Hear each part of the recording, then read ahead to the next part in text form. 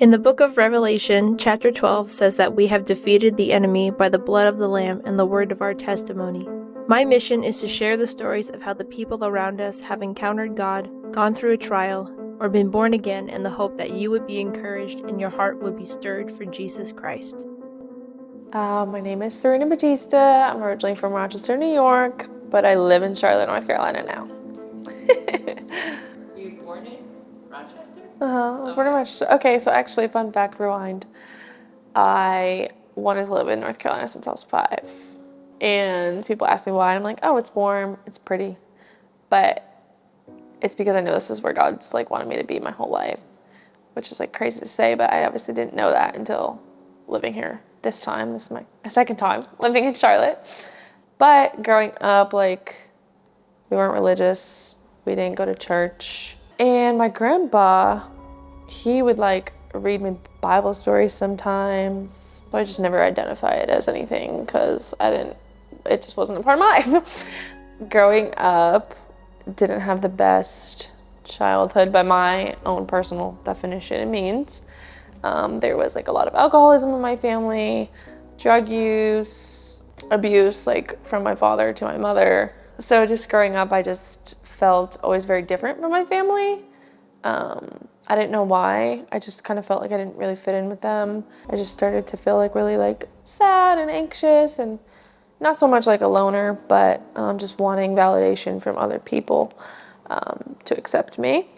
And in high school, right after 9th grade, or it's actually 2 months into 9th grade, there was a girl in our class named Tamron, rest in peace, but she ended up committing suicide 2 months into our freshman year of high school. And we found that out, and everyone in the school was super devastated because what the heck, and it was from bullying. All this stuff happened. Her Tumblr got exposed, I guess, per se. And that was a time when Tumblr was really popular. And so, of course, we all looked at it to see what she was posting. And then I started looking at it, and I started resonating with all the stuff that she was saying. I'm pretty sure it was later that same year, but just I think it was February of that year, I tried to take my own life. But then I started seeing my school guidance counselor, and one of the things that she's told me that's always stuck with me is when you look at dark, all you're going to see is dark. So you can't keep looking at this dark stuff. And so I tried to remove Tumblr for myself, because before I had tried to commit suicide, I was harming myself. But that wasn't enough for me. I just was still feeling all this pain, which is what led me to trying to take it a step further. I kind of started acting out a little bit, I would say. I started drinking at a young age. There was just this hole inside of me, and so between that and college, I just tried to fill the hole with drinking and partying and sometimes smoking. And then I get to college, and I'm still experiencing, obviously, all these same feelings that I'd already been dealing with for the last however many years. And actually, sophomore year of college, there was a girl named Jenna who lived next door to me, and she invited me to Bible study. So I would go to Bible studies with her on Thursday nights. I was just confused because it all sounded great to me, but I didn't understand it. And I couldn't grasp the concept of who this Jesus person was, and why would he accept me? Why would he love me? Because I feel up until that point in my life, God was never really talked about. It was never mentioned. It was just there. And so then she invited me to a few youth nights. I went. Again, I just felt really out of place. I didn't understand it. I'm what is with this music? What is going on? Where are we? I got my first Bible, got a little pink King James Bible, and I was bringing it to Bible study, but the girls that I was with, they would sit there and read it, and I'm just how are you getting that out of this? Because this says thou art da da da da, and I don't know what that means. I don't understand this. Very shortly after that, it was Halloween. Actually, October 28th, 2016, was a Halloween party. And I had went, because college, and again, still doing all the same things. And I had met somebody that evening. And at that time, this person, it just was kind of I don't know what it was supposed to be, but it ended up turning into him being my abuser, like very shortly after that, mostly my entire college experience. It was just a lot of emotional and verbal abuse, which now kind of telling this story, I'm like realizing that is the more like impactful one, at least for me, because already being a deeply emotional person is like, And it was just so crazy because I always swore to myself, like after watching my mom and my dad, like I will never get into that kind of situation. Like if I see this, like I'm gonna leave. But when it's emotional and physical, emotional and mental, like you don't see it right away. And you're kind of, once you realize it, you're like, oh my gosh, like I'm stuck. Like I'm already in this situation. And so I actually moved to Charlotte to try to, one, I always wanted to live here, but two, I was trying to escape from the abusive situation. So we went to college together, but he also lived in Atlanta, and Charlotte is only 4 hours from Atlanta. Even though I was down here, and my logic at the time was, well, if I just find a different guy to date, I'll get over this one, it'll be no problem. Made it a lot harder, actually. And that was just when like stuff kind of started to escalate. And I just kind of became this person that I never wanted to be, especially towards the beginning of 2020, like near COVID. I just started to say things I never would have said. And in February of 2020, I go down to Atlanta. I see this person. We're arguing because this time he had found out all this other stuff about me. I found out all this other stuff about him. We're arguing. He had put his hands on me, like most physically that first time. There were a few other times, but that was like the time where it was like, okay, no, like this is kind of drawing the line. But then he had convinced me to stay. And we went out drinking that night, and we never drank together before, like ever. And we got back, and he started to have an asthma attack because we started arguing about what, I don't even remember. But he was having an asthma attack, but I had ordered Uber Eats.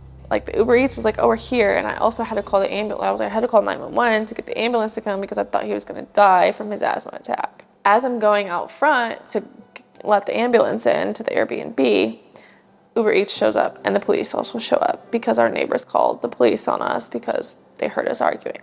So everyone comes in, they're questioning us. I get the food, the ambulance checks him out, he's fine. He ends up falling asleep like very shortly afterwards. I ate my food. I went through his phone, I deleted everything, blocked my number. I packed my stuff up at 3 o'clock in the morning and got in my car and started driving. And I was to the point where I should not have been driving at all. But somehow, by the grace of God, I made it just over the South Carolina border, and I pulled over and I went to bed for like 3 hours because I was like, I can't keep driving or I will crash. So that didn't end that situation though. Unfortunately, I thought it was going to. But somehow he got back into contact with me, even though numbers were blocked on both sides. So I still don't understand how he got in contact with me, but I didn't get the courage to end that situation until June of 2020. And it was in May of 2020 where I started reading The Power of I Am by Joel Osteen. And that was kind of like, I guess, my first introduction and step back into God. And I started watching Elevation Church because I lived here in Charlotte and I had heard about it.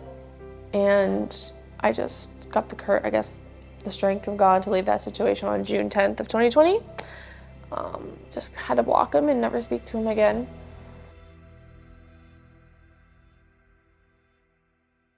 What had your relationship with God looked like? What did it look like throughout all of this? Like all of this situation, because you're still like growing in your faith, and then did that just kind of like put a halt to it? Was it like kind of generally there? It just wasn't there. Like it was introduced, but then it was not there. And it was a lot of horoscopes, zodiac signs, manifestation. I feel like God was there, like, oh yeah, there's a God, like, of the universe, like, blah, blah, blah, blah, blah. But it was more so like God mixed with everything else and not like just God. That abuse, like, it was very easy for me to fall into the trap of everything else of, okay, you need to be better, you need to grow, you need to develop yourself. It was almost like a lot of self-righteousness, I would say. Like, yeah, I believe in God and he's gonna do all these great things for me, but it was like a self-serving kind of relationship. 2021 comes around and my lease here in Charlotte was up, or going to be up, and I was deciding on whether I wanted to go back to New York or stay here. And I really, really wanted to stay here, but jobs were not really hiring because of COVID. I was like, dang, do I go home to New York or do I stay here? And I didn't want to go home to New York because I felt like a failure. I was like, I failed, I suck, like I'm the worst. Then I heard a voice in my head, and obviously now I know, at the time it was God, but I heard a voice in my head that wasn't mine say, like, you need to go home and heal. And I was like, that's weird. Like, okay, sure.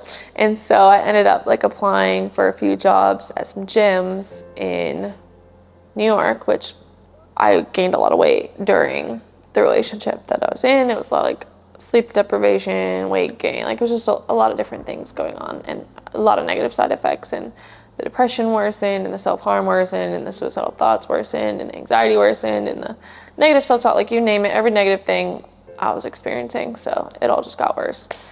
I started to apply for jobs in gyms because I was really adamant about just like bettering myself, and I wanted to grow, and I had lost a bunch of weight after the relationship, and I thought, like, this is what I'm supposed to do. Like, if I can do this and help like lose all this weight, I can help other people do the same thing. So fitness kind of, in a way, like became my ministry, but at the time I didn't know that that's what it was. I just thought, okay, cool, I think I'm good at this. But I was like, I have to go to Elevation in person at least one time before I leave, because it's right here in my backyard, like I have to go. And I go to Elevation Valentine, but unfortunately Pastor Stephen wasn't preaching live that day, but he was live streaming the service, and he preached a message called What You Call Small. He had stopped in the middle of it and closed his eyes, and he was like, oh, it'd be really good if I could know your name right now. You know, you're dealing with this and you think it's small, but it's not, and God sees you and he knows you. And he was like, and then he stopped and he was like, I just want to say that if you're flirting with the idea of suicide, like, you can't die. Like, you need to stand up, you need to decide to live, you need to decide to fight. Like, if you don't, the same spirit that's tormented you is just going to be passed along. And I started bawling my eyes out because the night before I was also, again, having suicidal thoughts and thinking about maybe I should make a plan to try again and succeed this time. So I was like, wow, like, God is real. Like, he must be real. How did he know that? Like, I don't know Pastor Stephen. Like, so I was just like, whoa. And I was like, okay, well, I guess I'm going back to New York. And my dad let me move in with him. I go back to New York. I didn't really know. I was just like, okay, well, I'm here, I guess. And sidebar, I was seeing somebody else and he was living in New York. And I was like, well, this is also a great time for me to come back to New York, like, blah, blah. Well, I met not a woman, I met a girl named Allie. She's my bestie. She worked at one of the gyms that I worked at. And she, like, had just gotten saved, like, I don't know, not even a month before I started working there. And we just became friends, we connected, she was inviting me to church, all these other things. I was like, yeah, I'll go with you. So I'll go with her sometimes, but then I got, the guy and I had broke up that I was seeing, go figure, right? I started working at a bar, because I was like, well, I'm gonna fill my time with something else. So I started working at a bar, and I stopped going to church with Allie on Sundays because I had to work on Sundays. Allie was very persistent, like consistent, like always just still inviting me. Even if I said no, like she was still inviting me. We would have conversations about it. And she was just like, just seeing her glow and like her joy, like all these things, it was just so sweet. And just seeing the way that she talked about God and Jesus and all those things, like it's just something that I kind of like wanted for myself, but I didn't know how to get there. Throughout 2021, I was still kind of doing the same things, like drinking and I was smoking a lot, actually. At this point, I picked that up. And I got into this point where I got just really depressed and I didn't want to get out of bed anymore. I didn't want to go to the gym anymore. And I was like, this is not right, because the gym is something I love. And I had like my car got totaled at the same time, and my ex came back, not the abusive ex, but my ex from New York came back around, and my cyst ruptured on my ovary all at the same time. And that just sent me like into a really big downward spiral. 2022 comes around. I had started to focus more on myself. I like wasn't drinking, I wasn't dating, I wasn't smoking, like I was just me. Like, I'm like, okay, this is the year that I'm gonna get myself together. And I was like, I'm gonna do that for 90 days. I'm gonna see how it goes and whatever. And then it was going great, honestly. Like the 90 days were going awesome. I was super happy. I lost a bunch of weight. Like life was just good at that point. I had great friends. I was making good money. Like things are going awesome. Then my friend Allie invited me to a church event one night, and I was on my way back from a gym that was about an hour and a half away from where we lived, and my other friend Maddie. And Allie just invited me, and I was like, oh, I don't know, like I might go, I'm not really sure.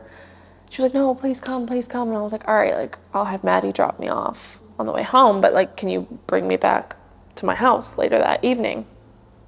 She's like, yeah, I'll bring you home, I'll bring you home. So she drops me off.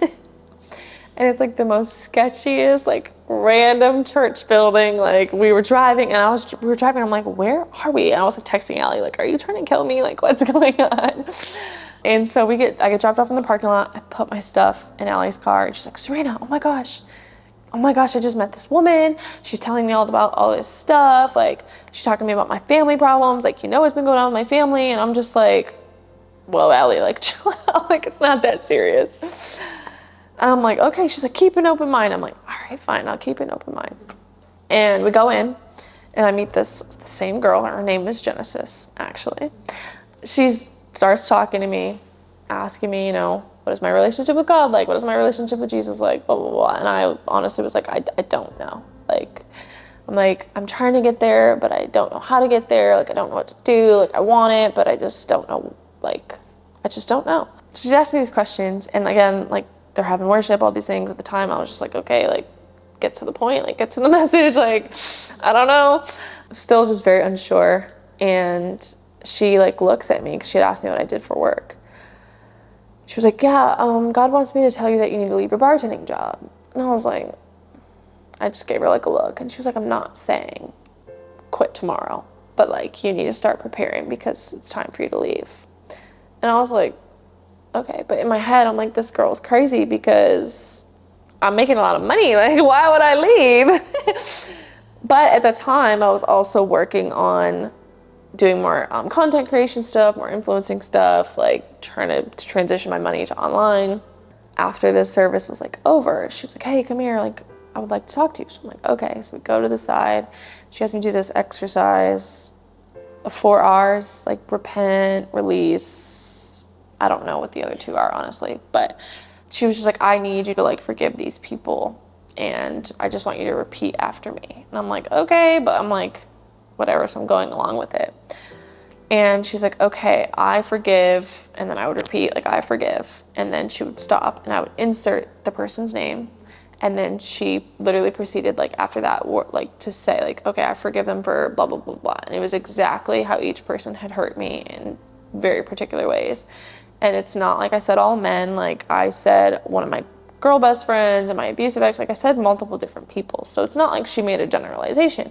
And so I'm just sitting there like bawling my eyes out because I'm like, how could she know this about me? Like, how does she know that this person hurt me that way and this person hurt me that way? Like, doesn't make sense. And in that moment, like, I just felt like this weight kind of being lifted off my shoulders. And I can only describe it as like Jesus, like, giving me a hug. Like, that's what it felt like. And to this day, I've never felt Jesus more tangibly than I have in that day. At the time, I was making plans to move to Spain in September of 2022 to teach English and study Spanish. Also, probably just trying to run away from my life that I had in Rochester. It was March now, and I'm driving to work, and I'm sitting there like, wow, like, life is so good. I love my friends. I love my job. Like, I have a better relationship with my family members now. Life is just so good. Like, I'm happy. And I heard that, again, that same voice that told me, like, you have to go home. You need to heal. That same voice said to me, your work here is done. You can go. And I was like, okay, yeah, I'm going to Spain. Like, what do you mean? Like, yeah, of course. So I was just really confused at that. So then the next day I woke up and I was really missing Charlotte. And it was like that missing where, like, I want to be there kind of missing, not just like, oh yeah, like, I want to go visit. It was like, oh, this is where you kind of need to be. It was like that string just being tugged on my heart. I was having trouble deciding, okay, well, do I go back to Charlotte now because I miss it so much, or do I go to Spain? And my friend DeAndre was like, just pick one. You can always do the other one later if you don't like it. And I was like, yeah, you're right. So we went through this whole little exercise, and I ended up telling him that I thought about Charlotte a lot more than I thought about Spain. He was like, well, there's your answer. I was like, okay, I'm going to Charlotte. So my lease was up in June of 2022, and it was March. So I was like, okay, I've got some time to kind of realistically figure out how I'm going to get back to Charlotte. As soon as I made that decision to move to Charlotte, the next day, a girl that I had known from previously living here posted that she had an apartment for rent on Facebook. And I was like, this kind of seems like a good opportunity. That way I don't have to get approved by like a company and yada, yada, yada. So I messaged her, and she was like, yeah, like totally, blah, blah, blah. We want to have you move in May. And I was like, I don't really know. Can I just pay May's rent and move in June? I don't want to pay double rent. But I was like, it's fine. And so she was like, okay, I need the security deposit because I have some people that are trying to look at the apartment tomorrow. So I was like, okay.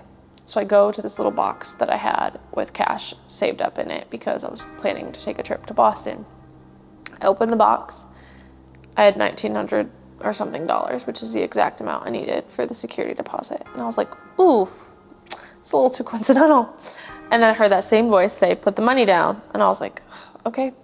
So I put the money in my bank, I sent her a Venmo, I secured the apartment. So I'm like, great, like now I'm moving to Charlotte in May, and I don't have a job, but like it's fine, I'll figure it out. I also knew that me moving back to Charlotte was, if I move back to Charlotte, I'm going to have to do things the right way. Like we're not doing what we did before. If you move back to Charlotte, like you need to be intentional about it. You need to make the right decisions. You need to find a church. You need to start going to church, like, and you're not allowed to bartend anymore. Like that's not a thing. So I knew like me leaving was to start like my new life kind of deal. And so I put this money down. I secured the apartment.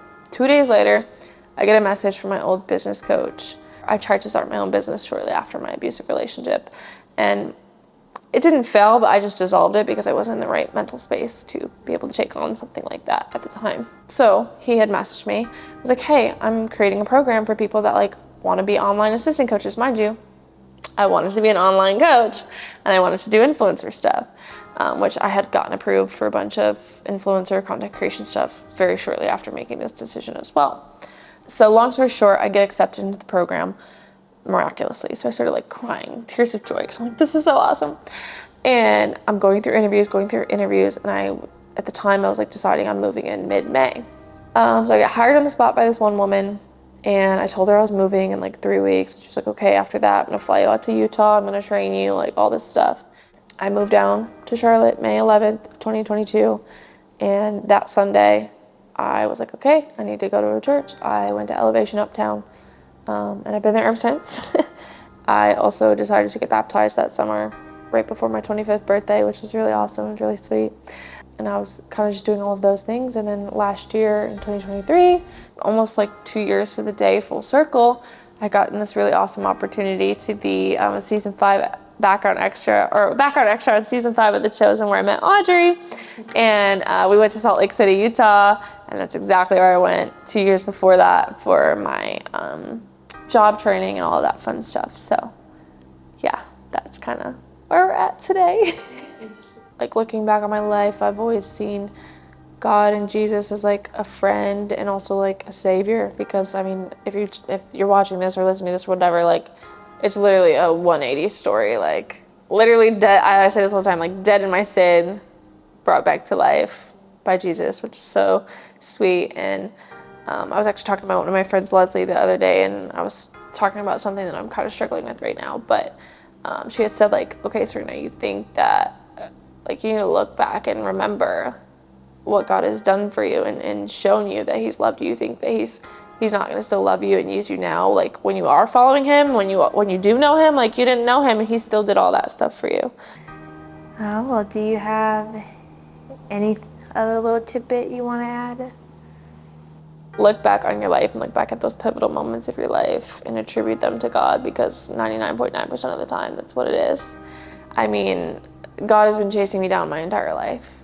And it started from, I don't know why I'm getting emotional at the end, but it started from when I was a kid And just even the smallest thing is like my grandpa reading me those Bible stories, and just the way that he's like orchestrated himself, just even when I didn't know it was him, like, you know, just remembrance, I think, is the biggest thing of like, okay, you can trace his hand over your life in every single thing, even if you don't think so, like he's there.